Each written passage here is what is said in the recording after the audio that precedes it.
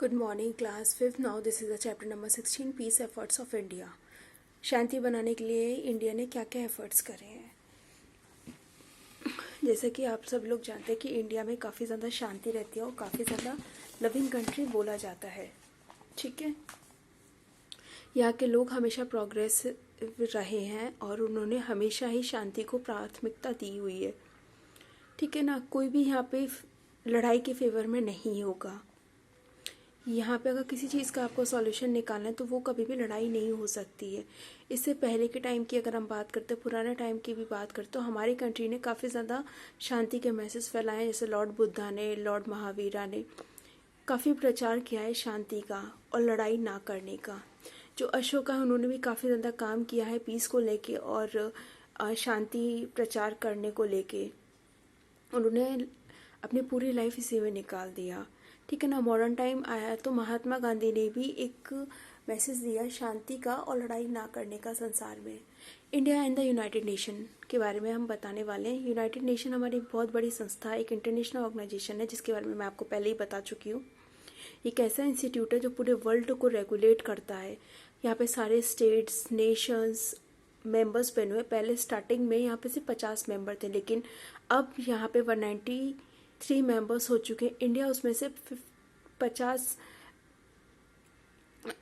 50वें number पे आता है। ठीक है ना, और उसको साइन किया गया यूएन चार्टर ने 1945 में।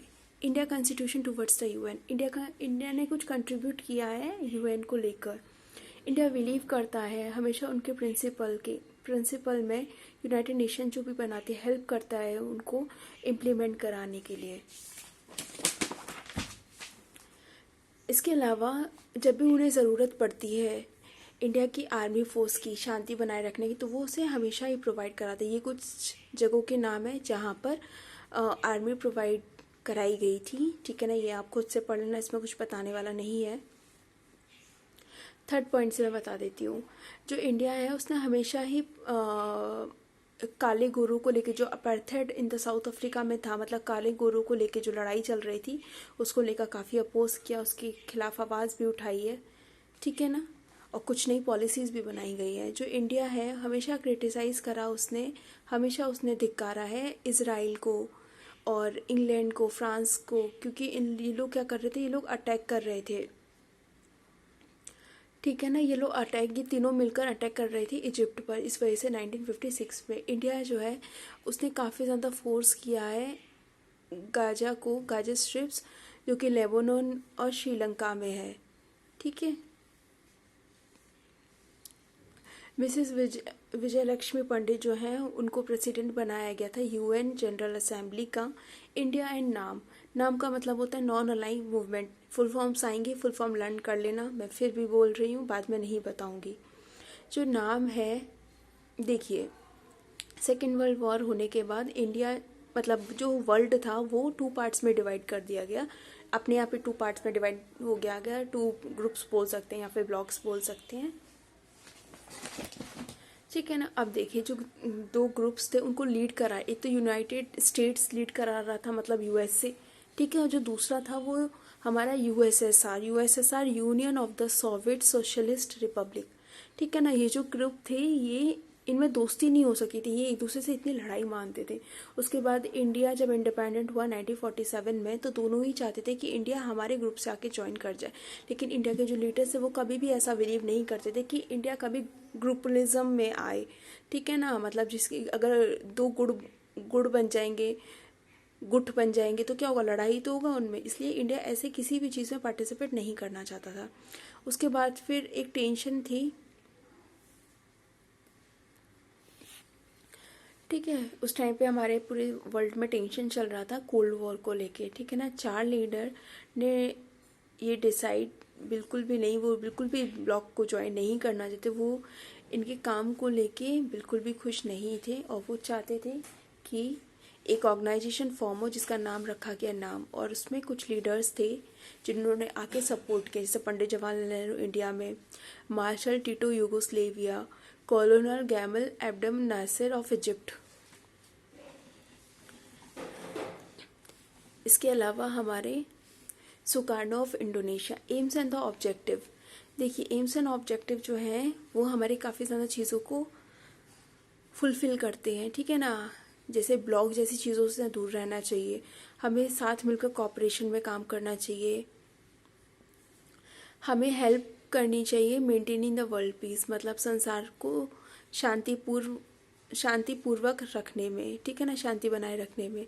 और हमें डील करना चाहिए भूखमरी से, बेरोज़गारी से, गरीबी से, अनपढ़ से, मतलब अशिक्षित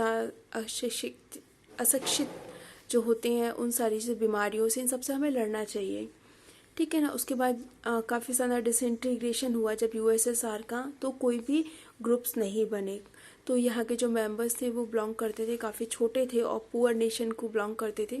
तो इन्होंने इसलिए कुछ प्रॉब्लम को सॉल्व करने का तरीका निकाला कि गरीबी से, बीमारियों से, इग्नोरेंस से हम लड़ सकते हैं। और उन्होंने 118 डेवलपिंग कंट्री को पॉपुलरिटी दिलवाई इस मूवमेंट के थ्रू, ठीक है ना। इंडिया एंड द सार्क, देखिए सार्क जो है वो हमारा south Asian association for the regional corporation की बात करते हैं। ये हमारा लॉन्च होता है 1985 में। इंडिया, पाकिस्तान, नेपाल, भूटान, श्रीलंका, मालदीव, अफगानिस्तान, बांग्लादेश, इन्होंने डिसाइड किया कि हम साथ में वर्क करेंगे और शांति बनाए रखेंगे अपने रीजन्स में, ठीक है ना। जो भी इंटरनल प्रॉब्लम आएगा उसे आपस में बातचीत करके सुलझाएंगे। इंडिया ने काफ़ी इम्पोर्टेंट रोल प्ले किया, सराहनीय काम किया इन लोगों को एक दूसरे के साथ कंट्रीब्यूट करने में, ठीक है ना। जो हेड क्वार्टर है साका वो है काठमांडू में।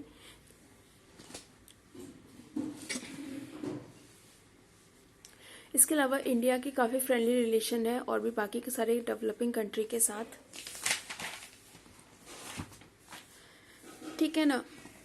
जैसे कि ये लोग बिलीव्स करते थे हमेशा कि कोई भी अगर प्रॉब्लम है तो उसको लड़ाई से नहीं, उसको वॉर से नहीं, उसको आप बातचीत से सुलझाए। दो लोगों की बातचीत हो, दो ग्रुप्स की बातचीत हो, दो कंट्रीज़ को बुलाए, उसके साथ और भी कंट्रीज आए, बातचीत करें और अपनी सारी प्रॉब्लम्स को सॉल्व करें और लड़ाई ना करें। इंडिया है उसने उसकी इंडिया का जो लैंड है, उसकी जो बॉर्डर है वो काफ़ी ज़्यादा शेयरिंग है, ठीक है ना। देखा होगा आपने, इंडिया लैंड बॉर्डर जो है वो काफ़ी ज़्यादा शेयरिंग है, काफ़ी सारी कंट्री की बाउंड्रीज यहाँ पे शेयर होती हैं, ठीक है ना। इसलिए इसकी वजह से उसके फ्रेंडली रिलेशन और भी कंट्रीज़ तक पहुँचे जाते हैं। अब इन चाइना और पाकिस्तान में भी थोड़ा फ्रेंडली हो रहा है, बट आप लोग को पता होगा कि इस टाइम चाइना हमसे लड़ाई करने के लिए रेडी बैठा हुआ है, पाकिस्तान भी हमसे लड़ाई करने के लिए रोज़ फायरिंग करता है। तो हम कितना भी दोस्ती कर ले, लेकिन चाइना और ये पाकिस्तान मानेगा नहीं बिना लड़ाई करे, ठीक है ना। तो इसमें हमारी कोई गलती नहीं है, इन्हीं की गलती है।